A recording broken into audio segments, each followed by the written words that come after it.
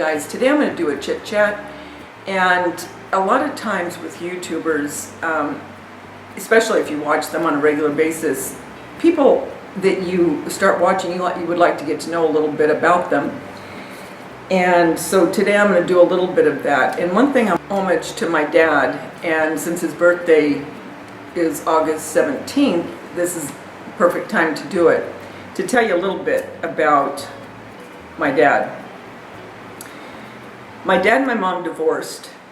I was a year old, and I didn't see my dad meet him until I was 13. And then I didn't see him again until I was 16, and then not again until I was 22. When I hit 22, having children of my own, I wanted to cultivate a relationship with him, and from that point on, we had a relationship. What's ironic, I lived in the area now that he lived in when I was a kid. When I got older, living here, he had moved up north. Well, first he was in Reno, and then he was in, I can't remember what part of Arizona. He loved the Native Americans, and he used to paint a lot of Indian paintings, anything that had to do with the Western painting and all. But anyway, I'll show you that. That's going to come in a minute when I'm telling you a little bit about what he did later in his life. So anyway, he gave up the insurance business and signage, and he went into being an artist until, well, a couple of years before he died, because he eventually got, I hope I can say this right, macular degeneration. He was really, for all intents and purposes, legally blind. He only had his peripheral, and even that was starting to go. But he never let us know he had that. And I remember him calling me one time, and I was in my late 20s. No, you know what? Maybe I was like 30, 32. And he said, "Send me a picture of you. I want to do a pastel."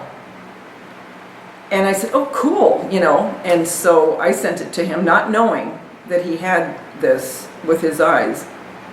And he sent back a picture that he had taken from the photo of me. And this is what he did. I hope you can see it, because you're getting a glare. I know you are. How can I get out of this glare? Well, he took this from a picture. Again, at the time, I did not know that he did this complete pastel out of his peripheral vision with pastels. That is crazy. It is crazy how he did this. It's a big pastel, so that's why I have to. And I want to share that with you. And I just couldn't believe it. I was so excited, still not knowing. Before all this, I'm getting ahead of myself. He lived in Laguna Beach, and he loved the beach because when he was a kid, he was raised, in Boston, and he hated the winters with a passion. All of his other siblings, and he had a lot, all of his other siblings always stayed in Boston, and he would go and he would visit regularly, and I found all this out as I got to know him later on in the years. But he loved the beach, and he loved the warm weather. Me, I love the cold weather. I don't know why I got that, but give me cold weather, I'm fine. I love it. Anyway, he would go out, and he would sit on the rocks, and he would take his easel, and he would sketch. And he was really known for more of his landscape. Well, I shouldn't say that's what he was known for, because really he wasn't, because he did a lot of other kinds of portraits, and like I said, the Native Americans, but a lot of his paintings were of the ocean and the beach and so forth. But his other love was the Native Americans. And he did a picture of this guy, and they called him Old Joe. And and at this point, my dad had a art gallery in San Juan, and he taught. It was a two-story, and he taught upstairs, and he would teach oil painting and pastels and sketching and all. And he did 3 videos. Well, those videos never got published because when he did them, shortly after that is when he started having problems with his eyes. And then shortly after that, he got geriatric leukemia and passed. But he did this one painting of this Indian, and he was a true Native American. I mean, the long braids, very nice man, and he was known very well in San Juan Capistrano because he lived in the mission as a kid when the mission was really up and running as a mission. I mean, the mission is still, people go to church there and all, but I mean, he was a child that lived there. So my dad did this oil painting of him and had it in his gallery. Well, this couple saw it and they just fell in love with it. So my dad sold it, and his paintings he sold for quite a bit of money because, I mean, that was his livelihood, plus, you know, being a teacher. And he also got into gemology, and so he would sell stones, and he learned a lot about the stones and got his license as a gemologist and all that. So, but he was well known in his time for his painting, and he was featured in a book. In this book, I'm so sorry, it is so dilapidated because it's so old, but he was one of many artists in this book, and it's the Western Painting Today, Contemporary Painters of the American West. Before I show you this picture that he did, well, anyway, it's not of Old Joe. I'm getting so ahead of myself. But anyway, Old Joe found out that this couple had bought the painting that my dad did of him, and of course he had to pose for it. You know, he sat for the sketching and everything. Well, my dad asked him, because they lived locally, and they were very wealthy, and he said, would you like to go see? And he said, yeah, I would love it, you know. And so, and at this point, Joe was very old. So my dad took him. They had it above their fireplace, because it was huge, above their fireplace. And Joe started to cry. He was so moved that someone would want a painting of him, a kid that, you know, lived in a mission, didn't have a mom or dad, but these people that would want this picture and would proudly display it. So my dad took Old Joe. He looked at that painting, couldn't believe that someone would want that. Anyway. Okay, this is a picture of my dad, and this was years ago, and it was a pamphlet, and his, you know, he would have pamphlets by his, when he would go to different art galleries. And this was the picture that was put into this book, and he put a photograph of it down up at the bottom to show me the color, because the color in the book wasn't as good. But that's the picture that went into this book. But this was called The Sheep Herders, and this was done in 1973. So what it says about him in this book, it goes on about all the different artists in here. I do believe I got my love for color and creativity from my dad. Definitely. And my son, one of my sons is very, very good with being able to, just his perception on things and how he looks at color and how he can draw is crazy. Anyway, it says, well, he went by Wellington, but his name was Arthur. A. Wellington Smith, born in 1917 in Cambridge, Massachusetts, Smith now lives at Dana Point, California, a painter, teacher, and lecturer. Smith has had one-man shows from Hyannisport, Massachusetts to San Diego, California, and has exhibited at American Artists Professional League's Grand National and the Laguna Beach Festival of Arts. His preferred media are oils and egg tempura. Tempura? I don't even know what that is. I have always been fascinated by light, atmosphere, and the prismatic progression of color. My whole thrust in painting is to express these aspects. I lean towards subjects that project a feeling of peace and serenity. Certainly there is enough harshness in the world.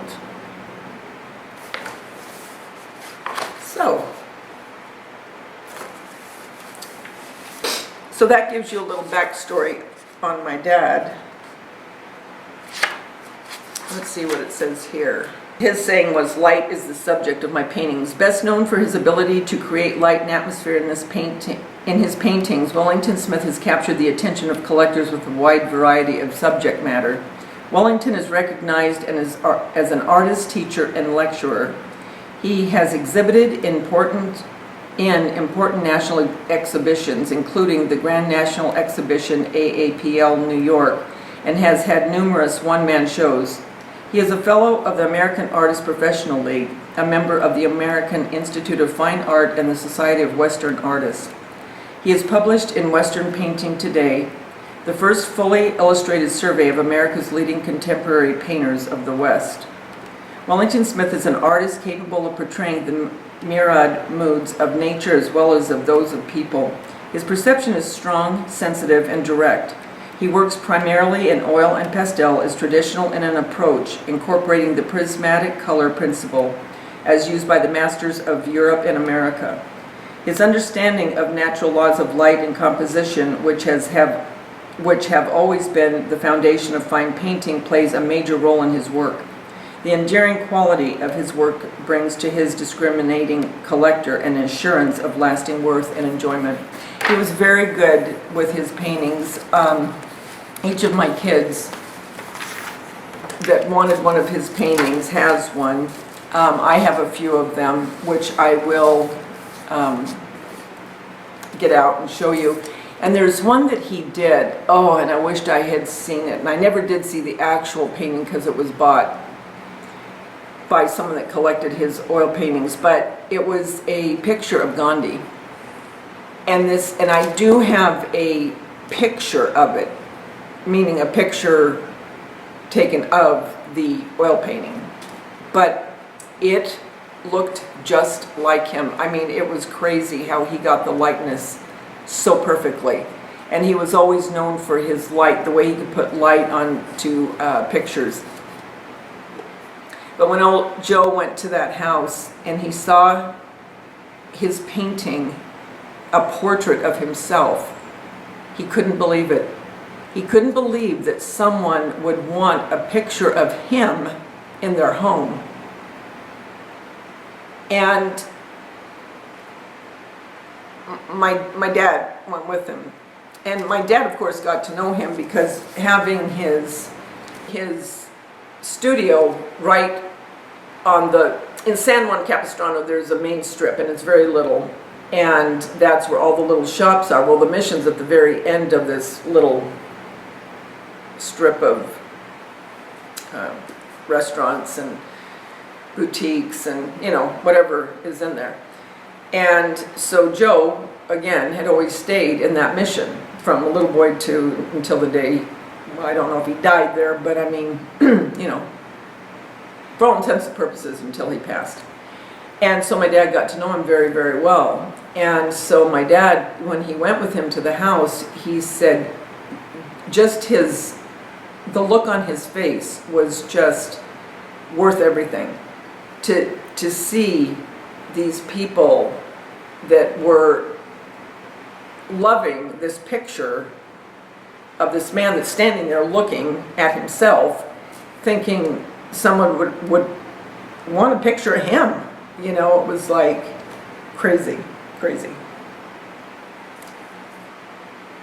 But anyway, so I wanted to share a little bit of my dad because it is going to be his birthday this month, and just because I felt like it. So anyway, I will be back with some pictures that I will be able to get close to so you can see it better, and then I will go through and get a few more pictures that he did and a couple of the paintings that I have from him.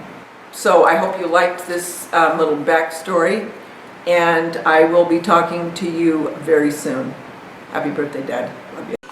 When we went up to Roseville, and that's where he finally passed, but he had a whole room full of different paintings that he had done, and he told us just to go in there and take what we wanted. Again, he knew, I didn't know at the time, he knew he was sick. But painting just intrigued me. And I don't know if you can tell, but the man has on, he looks like a Quaker.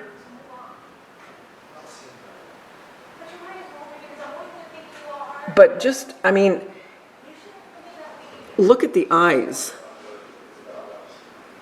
Look at how he captured, and I don't know if he got this from a picture or if he knew someone, I don't know. But believe it or not, this is one of my favorites. So there's that. I never knew my grandparents on my dad's side, but he sent me this picture of them. He loved his mother dearly, and that was his sister, and I think he was born a couple years later. So that is my grandparents. Okay guys, this is a picture he did. He doesn't have the date. He has all of his names on it, obviously, and none of these were framed. These were just his canvases, and like I said, he had a lot of these in his room. I mean, just, you wouldn't believe all of them. And he just said, pick the ones, you know, that you like. And keep in mind, this is before he did the portrait of me, the pastel. And again, I had no idea.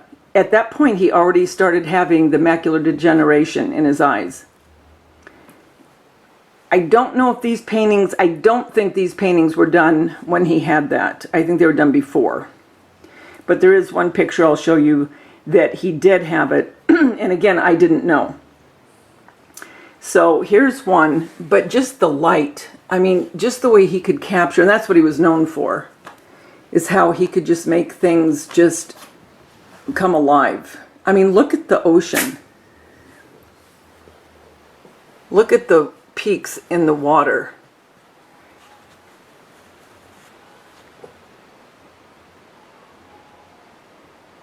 I don't know why this one always reminds me of Thanksgiving. There's a couple that do.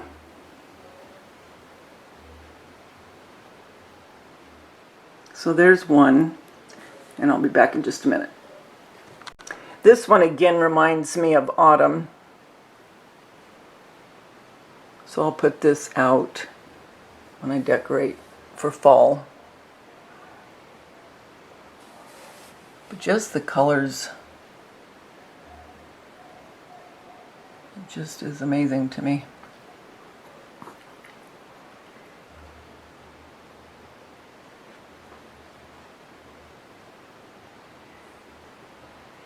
And the water, how the trees are reflecting from the water.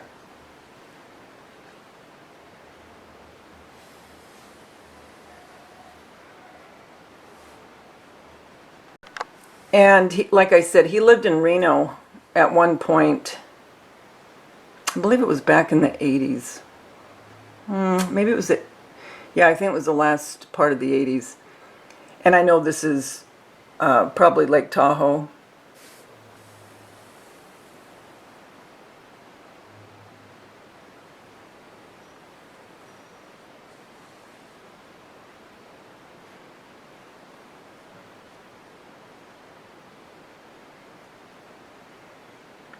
This next picture I'm going to show you, he knew that I loved cottages, and I used to really like Thomas Kincaid. And now this is when he was in full blown with the macular degeneration. So I'll be right back to show you this painting that he did for me. And like I said, at that time, I did not know what was wrong. Okay, so he sent this to me, and he sent me a little note, and he said, I put each of your names hidden in the painting, just for something fun for you to find. But he told me, he said, this was you, meaning me. And over here was my youngest, supposed to be my youngest daughter. But let me get closer. Hold on, I don't want to make you dizzy. Let me get closer to this. You guys, he only had peripheral vision. Imagine trying to paint and you can only see out of the sides of your eyes. He had no more vision in the front. It just blows my mind when I think about it.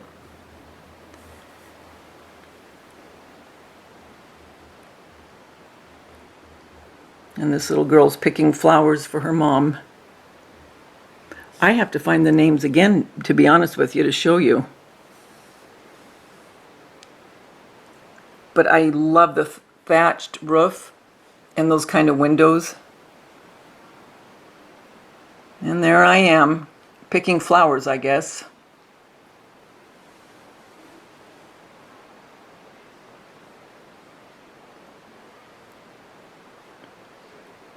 Okay, so there's Mark. I found his name. Where am I?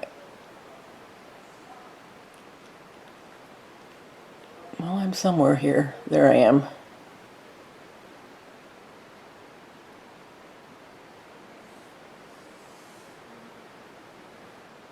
There's my daughter's name.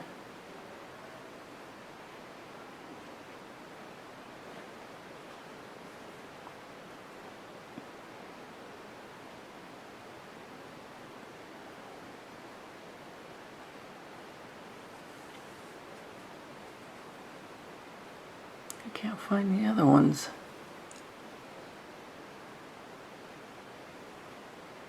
Well, they're in here somewhere, but I can't even find them now. Anyway, we could be here all day. But guys, I want to thank you so much for letting me share this. I just felt so compelled. I don't know why. I don't know why. My dad's been gone for years. But I just wanted to, since his birthday is in August, and this is August, I just wanted to honor him by showing people around the world his paintings.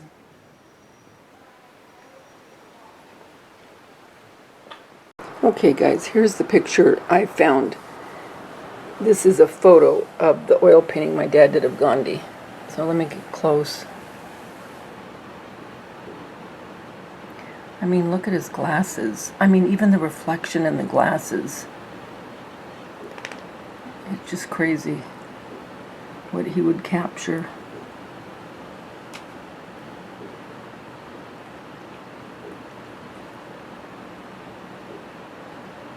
He was very, very good. So there's Gandhi. And I found this one when I was getting ready to do this. That's my dad with the white hair. He was getting ready to do an interview. They were setting up the cameras in the studio, but I don't know what the interview was exactly for. He wrote on the back, the man he's with was the governor of Arizona at the time. So I don't know what that was for, but I found that. Just wanted to show you. So yep, that's my dad. Me in this tribute for my dad on his birthday.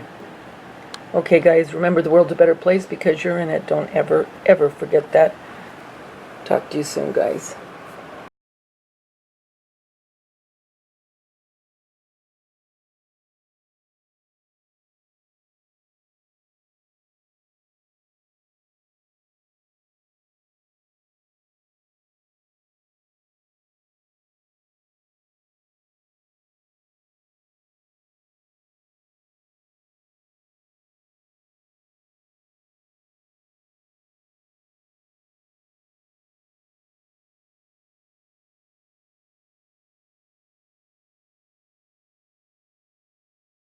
you.